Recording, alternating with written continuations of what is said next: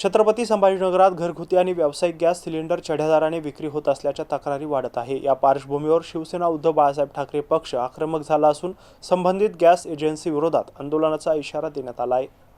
Chhatrapati संभाजीनगरमध्ये gas सिलेंडरच्या दरांबाबत नागरिकांमध्ये नाराजी वाढताना दिसून येते। शहरातील विविध भागात गॅस एजन्सीकडून घरगुती आणि व्यावसायिक सिलेंडर चढ्या दराने विकले जात असल्याच्या तक्रारी मोठ्या प्रमाणात समोर येत आहेत। या पार्श्वभूमीवर शिवसेना उद्धव बाळासाहेब ठाकरे पक्षाने आक्रमक भूमिका घेतली आहे। पक्षाचे नेते अंबादास दानवे यांच्या प्रमुख उपस्थितीत झालेल्या एका बैठकीमध्ये गॅस एजन्सी विरोधात आंदोलन करण्याचा निर्णय घेण्यात आलाय। 27 मार्च रोजी शहरातील 23 गॅस एजन्सींना भेट देऊन चढ्या दराने गॅस विक्री थांबवावी अशा आशयाचे निवेदन देण्यात येणार आहे। तसेच संबंधित एजन्सीवर तातडीने कारवाई करावी, अन्यथा प्रशासनाने दुर्लक्ष केल्यास शिवसेनेच्या वतीने तीव्र आंदोलन छेडण्यात येईल असा इशारा देण्यात आलाय।